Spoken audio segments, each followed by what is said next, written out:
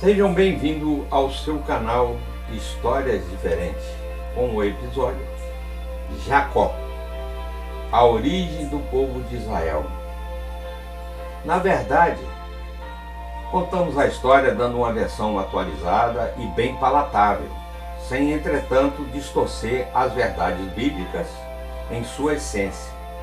Hoje vamos falar da origem sequencial do povo de Israel, fixando na base do povo Jacó. Abraão, pai de Isaac, que casou com Rebeca, sua parente, apanhada entre os seus parentes, mantendo a origem semítica, teve 2 filhos, Esaú e Jacó, sobre os quais Deus profetizou que o maior serviria ao menor. Gênesis 25, 23. Rebeca também era estéril e possivelmente no seu íntimo politeísta. Teve, portanto, que experimentar o milagre do Deus verdadeiro para a sua transformação e visão compartilhada com seu esposo Isaac, que era monoteísta e com vasta experiência com o Deus verdadeiro. Deus abençoou Isaac e Rebeca, dá à luz 2 meninos gêmeos. Quando grávida, Deus disse: 2 nações há no seu ventre, e 2 povos se dividirão das tuas entranhas, e um povo será mais forte que o outro povo, e o maior servirá ao menor. Gênesis 25, 23. Cumprindo-se os dias, deu à luz aos gêmeos. O primeiro nasceu peludo, por isso o nome Esaú. O outro nasceu agarrado ao seu calcanhar, daí o nome Jacó, que significa suplantador. A Bíblia é boa, porque além de ser a palavra de Deus, ela não esconde erro de ninguém. Mesmo porque não existe ninguém perfeito. Todos nós somos pecadores. Isaac amava Esaú, o qual gostava de caçar e era homem do campo, enquanto Rebeca amava Jacó, que era homem que trabalhava perto de casa, cuidava de criação de animais. Permita observar o grande exemplo da família a não ser seguido. Não se faz diferença entre filhos. Se Deus quer um para um fim e o outro para outro fim, deixa Deus cuidar disso. Houve uma grande seca em Canaã. Isaac queria fugir para o Egito, como seu pai Abraão fizera. Deus não permite e manda ele ir para Gerar. Lá acontece com ele igual aconteceu com seu pai no Egito. Rebeca era muito bonita e, com medo, falou que era sua irmã, o que não era totalmente mentira. Era uma meia-verdade. Mas o rei viu que ela era sua esposa e determinou que ninguém a tocasse, reconhecendo que poderia sofrer sanções de Deus. Isaac e os seus, com muita oposição, veio retrocedendo para Canaã. Muitos poços foram cavados e enchidos de terra pelos seus oponentes. O rei de Gerar, vendo que Deus era com Isaac, veio pedir paz, convivência amigável, e naquele lugar, Gênesis 25, 24, por amor a Abraão, Deus renovou o pacto com Isaac. Antes desse fato, Esaú saiu para caçar e não matou nada. Chegando a casa, viu que Jacó tinha feito um guisado e pediu a Jacó, que disse: não, porém eu troco na sua primogenitura. O que Esaú, no momento de fome, aceitou. vendeu sua primogenitura a troco de um prato de lentilhas. Esaú comete outra besteira, casa com uma estrangeira, sem o consentimento dos pais, deixando seus pais, portanto, muito chateados. Isaac já não enxergava quase nada e, sentindo a morte fazer cócegas nos seus pés, chama Esaú e pede que faça um guisado como ele gostava. Esaú foi caçar para atender o seu pai. Rebeca, que ouvira tudo, chama Jacó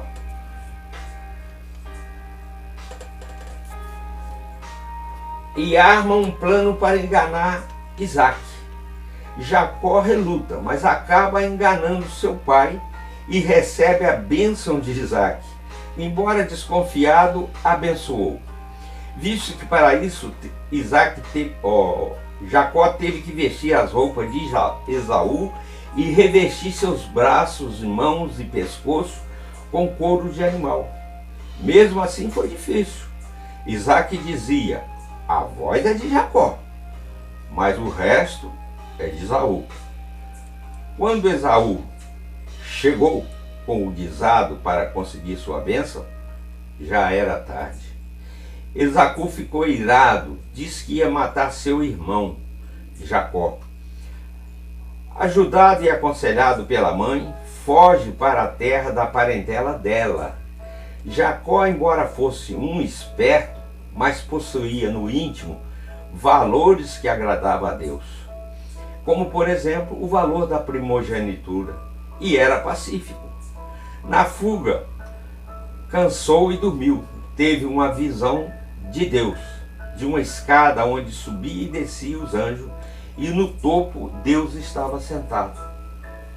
Ele entendeu que Deus era onipresente, não era um Deus fixo, como ele pensava. Onde ele fosse, Deus estaria com ele. Erigiu ali um altar e adorou a Deus. Se os pais de Isaac e Rebeca tivessem sabedoria, não faria acepção de filhos. Só não houve homicídio porque Jacó fugiu, mas a mãe e o pai perderam o convívio com um dos seus filhos, fora o clima ruim que ficou em casa. Deve-se ressaltar ainda que Esaú, pela sua natureza, seria um péssimo patriarca. Desprezava os valores inerentes para a função. Por outro lado, Jacó tinha uma natureza dúbia. Ao tempo que valorizava a primogenitura, a conseguiu de uma forma, no mínimo, esquisita, não demonstrando nenhuma empatia por seu irmão. Em síntese, nem Esaú ia morrer de fome, nem um prato de lentilha pagava algo tão valorizado por Deus. Um monte de erros. Voltando à fuga de Jacó, após o culto prestado a Deus, após a visão, Jacó disse: quão terrível é este lugar! Isso é a casa do Deus vivo. Após o culto, Deus fez com Jacó o mesmo pacto que fizera com Abraão e Isaac, e promete abençoá-lo onde estiver, mandando que, passado algum tempo, ele retornasse para a terra do seu pai. Prosseguindo na viagem, chega a um poço, onde os pastores davam de beber seus rebanhos. Perguntou a um deles que conhecia Labão, seu tio. A resposta foi positiva, e a informação adicional melhor ainda, que a filha de Labão era pastora e que logo viria dar de beber suas ovelhas. Ao ver Raquel, apaixonou imediatamente. Sentimento recíproco. Jacó foi muito bem recebido por seu tio Labão.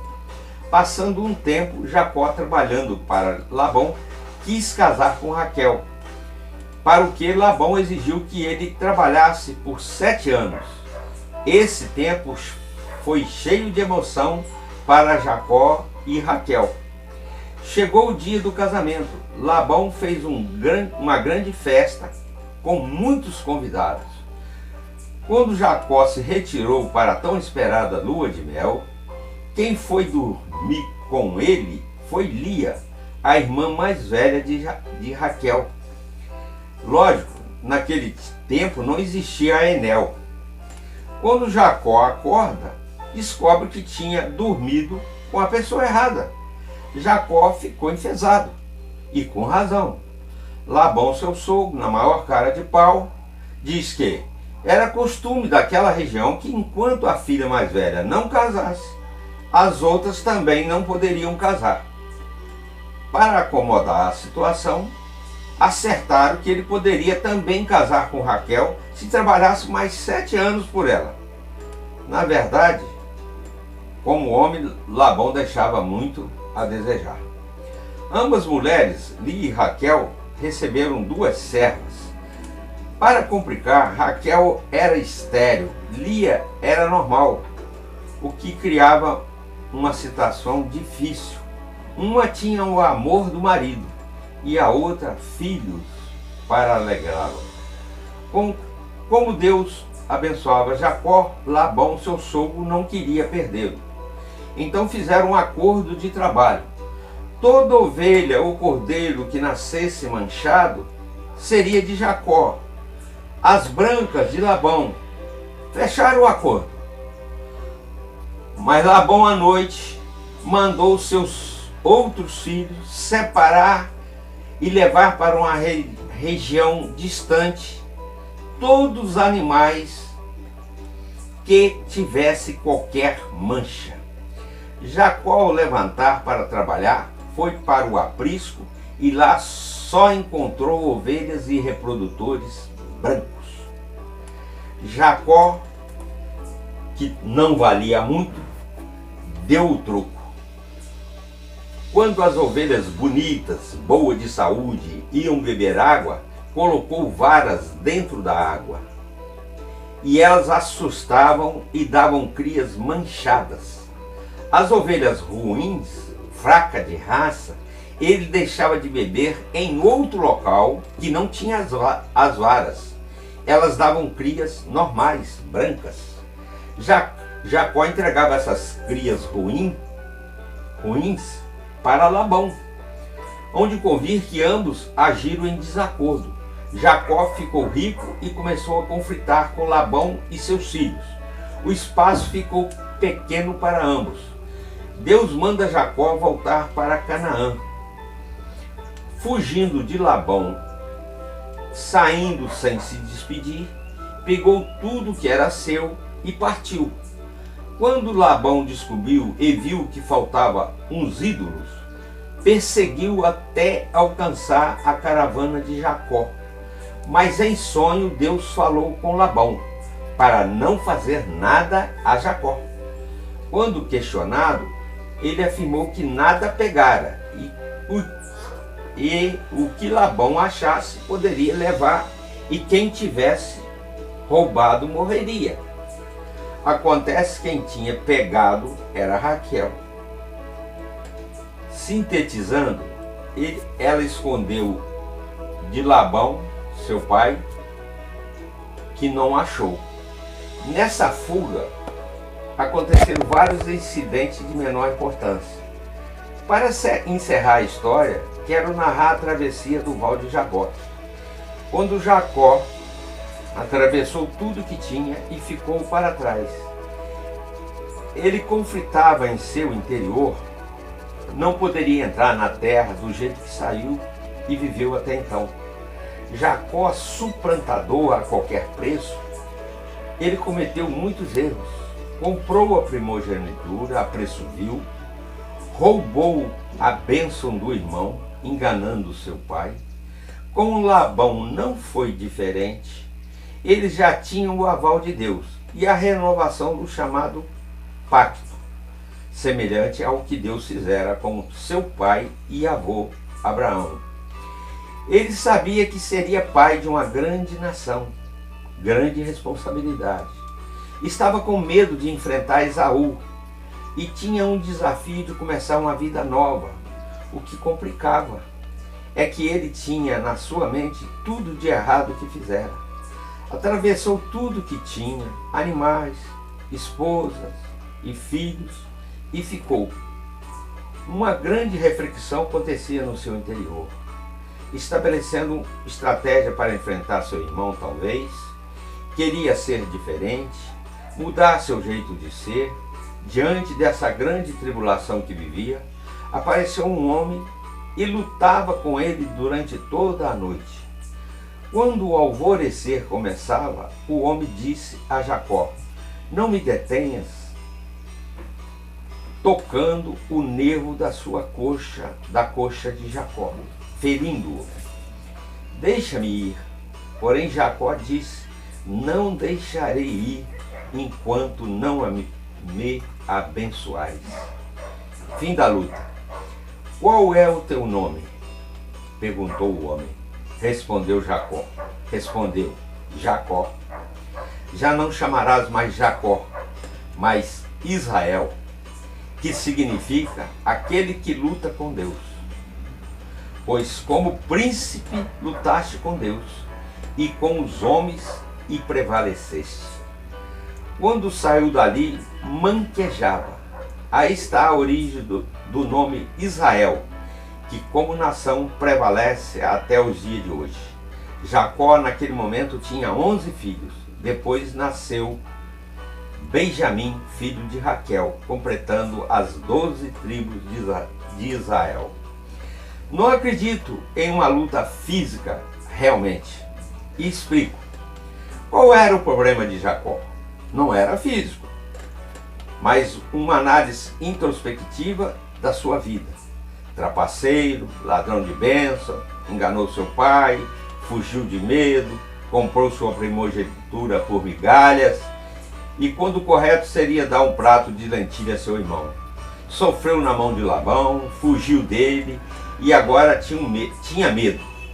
Iria enfrentar seu passado com Esaú e mais 400 homens, e ele sem arma. Por isso afirmo que a luta foi espiritual. Ele queria ser diferente e conseguiu. Todos nós, para entrarmos na nossa Canaã celestial, espiritual, temos que lutar com Deus, porque somos maus, pecadores, não merecemos nada.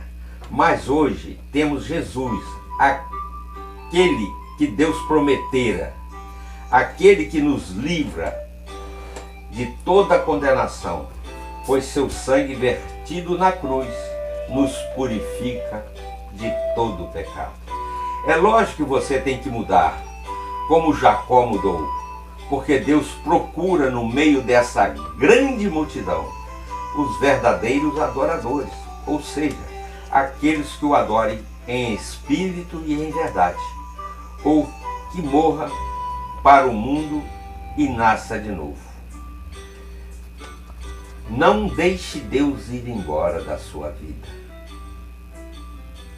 Peça que te abençoe, que te transforme, que te mude, para que você receba um novo nome. Peça para te abençoar espiritualmente. Que Deus nos abençoe. Amém.